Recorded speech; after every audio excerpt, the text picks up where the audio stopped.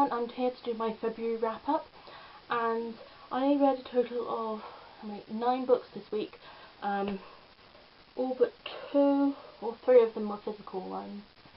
Okay, so the first book I read was Hollow Pike by James Dawson. I gave this 5 out of 5 stars because I thought it was a fantastic book. If you don't know what it's about, I'll give you a general idea. This girl moves to this town called Hollow Pike to live with her sister and her brother-in-law, and she's been having these weird dreams about her crawling through the woods in Hollow Pike, and she meets a bunch of these friends, and then there's rumours of witches, and in the past people would hunt them down and burn them because they believed they were dangerous. And she gets wrapped up and involved in all of this, and yeah, it's really just a fantastic book, because it's hard to, give it anything less. I think it deserves 5 out of 5 stars. After that, I read Slide by Jill Hathaway, and this is a really interesting book. This is about a girl called V who has narcolepsy, and when she collapses and kind of goes to sleep during these episodes, she slides into the head of someone else. And then one day, V slides into the head of a killer, and she sees them standing over the dead body of her sister's best friend, and basically she wants to try and figure out who it is, and it's really, really interesting, and I gave this 5 out of 5 stars.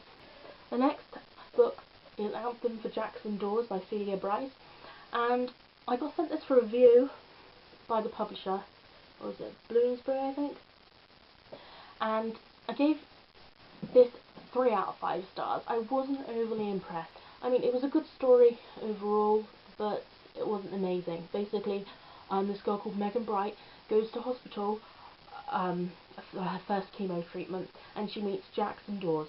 He's this bright burst of energy that she just can't seem to stay away from, and it's just basically about her having her first lot of treatment and going through it and losing her hair, and Jackson is just there, and he helps her, and everyone loves him basically. Pushing the Limits by Katie McGarry, and this was a fantastic book. I can't stress enough. I've been wanting to read it for ages, and I finally managed to get myself a Kindle copy, and it was just amazing. I gave this 5 stars, and I absolutely loved it. The next book I read is Hourglass by Claudia Gray, and I think this is the 3rd book in the Evernight series. And I'm not going to read you the back or what happens in this book because I don't want to ruin the first 2 for you. But this is about a girl called Bianca and a boy called Lucas, and the entire story bases around their relationship and the fact that Evernight Academy is a school for humans and vampires, and the school is to help vampires get used to modern technology and being around humans and everything, and basically they want to try and do that, and then Bianca and Lucas meet, and interesting stuff happens. And I gave this 4 out of 5 stars. It was Die For Me by Amy Plum, and I am in love with this book. It was absolutely incredible, and I really wish I could read it again, and I can't wait to read the second one. Basically, this is about a girl called Katia, her and her sister Georgia end up moving to Paris after their parents die, and they go to live with their grandparents in Paris. And Katia, or Kat, or whatever you want to call it, is sad and depressed, of course, because her parents die, and doesn't do anything apart from read. Then she meets this boy called Vincent, and he is what you want to call a revenant, and which is sort of like a ghost, where they help people live and stop people from getting killed in accidents or killing themselves in various ways. Yeah, but there are also these bad guys who are the opposite of revenants, or whatever you want to say, and these are people who help people die, who cause accidents and everything, and they have to try and fight them. And I really love this book. I can't believe how great it was, and I gave it 5 out of 5 stars. After that, I read Fracture by Miranda, and this was a strange book. I was expecting quite a bit from this book. Unfortunately, I was a bit disappointed, but I think that was my fault because I went into it having really high expectations, and I didn't expect a lot of things. I gave it 4 out of 5 stars, and it was very good. It's basically about this girl called Delaney, I can't say that, and she is out with her best friend crossing a frozen lake, and then suddenly she slips and falls and fractures the ice, and she ends up falling into this pond with freezing water and can't find the surface, and she drowns.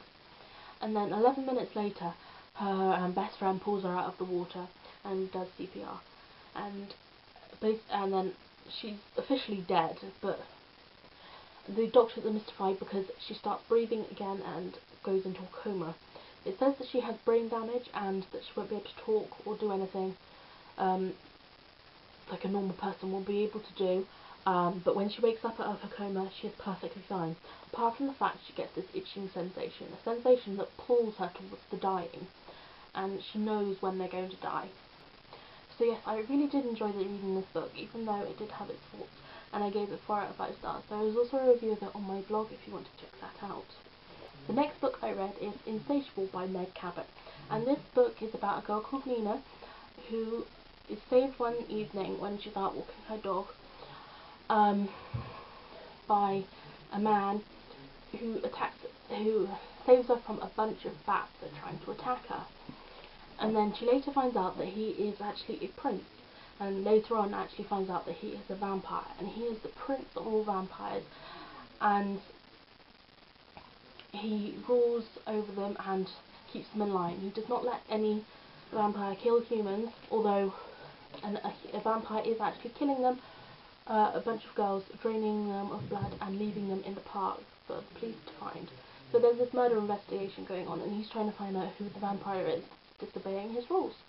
And Mina is sucked into this world of vampires that she never knew existed. So yes, it's a really great book, and I loved it a lot. And I gave it 4 out of 5 stars, I think, and I think it's definitely one you should read. I think it's actually adult or new adult, because Mina is about 20-something in the book, but however, I really, really enjoyed it. The last book I read was an e-galley from NetGalley, and it doesn't have a cover, so I can't show you, and it was The Nightmare Affair by Mindee Arnett. This was an incredible book. I can't explain how much I loved it. It was just so original and amazing. Basically, it's about this girl called Dusty, who is a nightmare, kind of literally.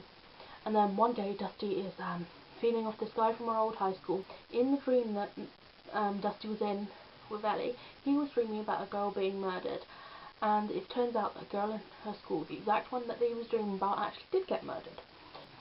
And she accidentally touches him in the dream, and he wakes up and she's on his chest, and he's like, what on earth?